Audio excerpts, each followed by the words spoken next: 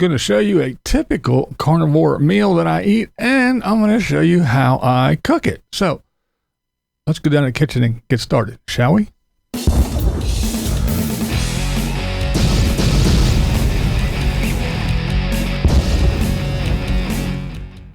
Okay, this is the Ninja XL Pro. I love this thing. I cook with it all the time. This is the griddle portion of it. There's that little red button on the side. You push that and it pops out for easy cleaning. It has a little catch tray in the front for any grease runoff. That is the grill. Now we have the griddle. That sits right on top.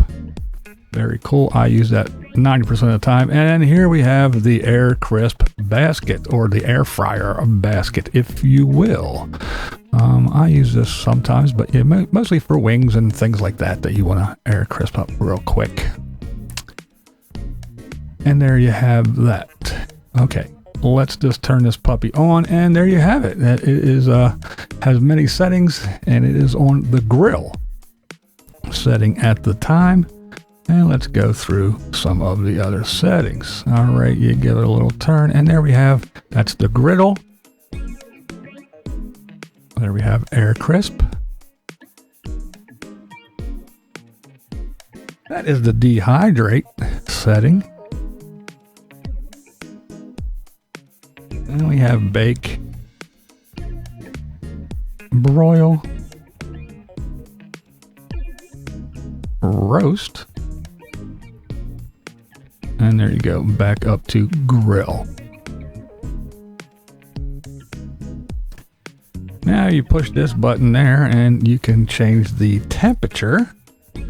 Set the temperature, and then that button there, that sets the time, how long you want this thing to go. There is another setting. It has like presets. You use this thermometer, you plug it into the unit, and then you stick it into the meat, and you can set it for, chicken, well done, steak, medium, whatever. And then the little unit will alert you when it gets up to temp. There you go. And then you just turn it off and it tells you goodbye. Okay, back there, this is a little grease. When you open the lid, if you're doing stuff, the grease runs down and it does catch it in there, so it doesn't go all over the place. It's a pretty cool little machine. I enjoy it. It works really well. Cleans up fairly easy, but yeah, it's better than cleaning the whole stove when you're spitting grease everywhere in a frying pan on top of the stove. So let's get ready to cook something. All right, we're gonna put this puppy on the griddle mode, and that is the highest setting, is 400 on the griddle, and it's for 30 minutes. So we're just gonna hit the little button and we're gonna start it, and there we go. We're preheating, folks. We are getting ready to throw something on here. All right, and what are we gonna throw on here? Well, one of those ribeyes that I cut up in a prior video. If you want to see me cutting those up, you can check out this video right here. So yeah, we're going to pat it off because it was in the freezer. So we're going to pat this puppy dry, and we're going to season it very lightly. I don't put a bunch of crap on it, and there's no smothering in. There's some salt. There we go. They're not smothering in oil or barbecue sauce or any kind of wild rubs and this and that. No, I like my steak. There's a little bit, just a touch of garlic. There you go. See, blind guy gotta, do it lightly. But there we go. Pat it in, flip it over, and yeah, I like my steak. I don't like to eat, something that's covered in all kinds of different flavors. So just a little bit of salt, touch of garlic. Now we're going to put some more fat on this baby, because that's what it's all about when you eat this way. Protein and fat. So I'm going to smear butter on here. It's also going to help with the crusting on this side. Get a nice sear on it so it locks the juices inside and they don't run out all over the place. And again, more fat. So there you go. The butter, and touch more salt.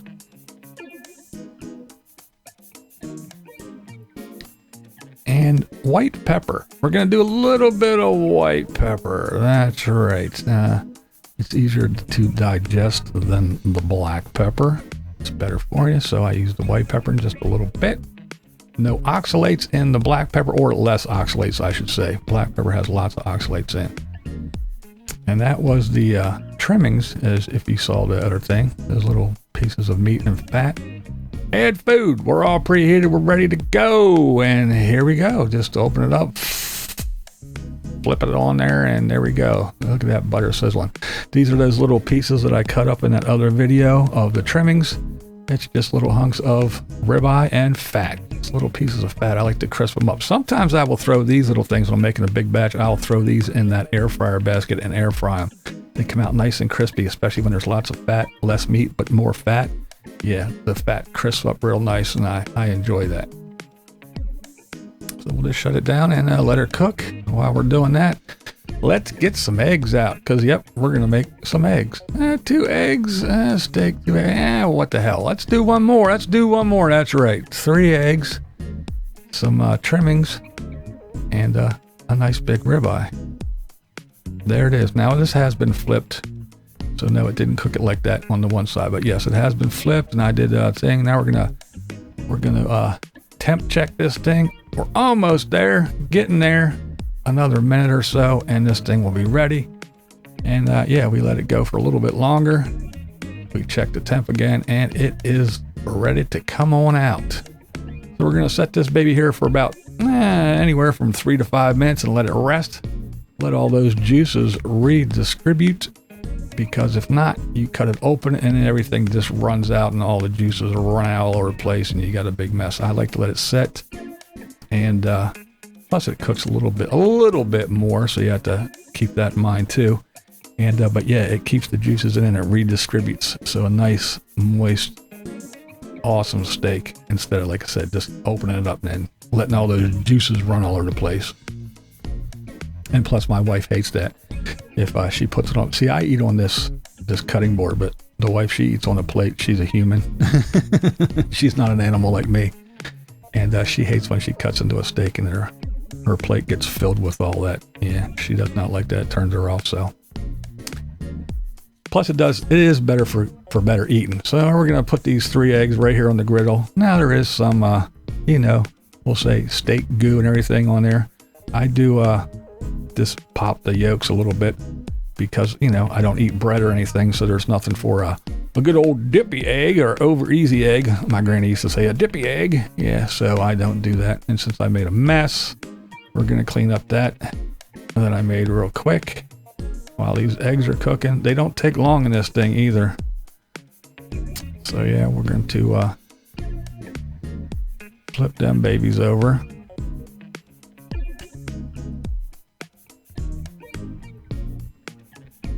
You know how to make eggs, but hey, I'll show you how I do it anyway. It's a mess, but I guess I could have put a little bit more butter down there, but yeah, it's just what's left over from the steak, the fat and everything. So there are some little bits that, make the eggs stick a little bit. So I just turn it off now because it's plenty hot enough. I'll close the lid for a couple seconds, just a little bit, and let it cook the rest of the way, and load it all up on my cutting board. That is my plate.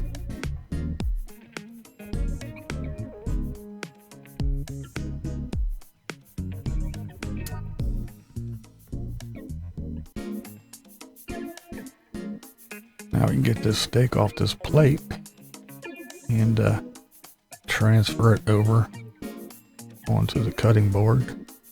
I scrape all the stuff there. There we go. Okay, now we get this off. See all that juice in there? Yeah, I don't like that on my plate or on my cutting board. Even though it does have the little trough there for to catch everything. I like to let it rest. So there that is. And that is, yes, that is my plate, and yes, that is my meal. And it is my meal. The only thing I ate that day was that.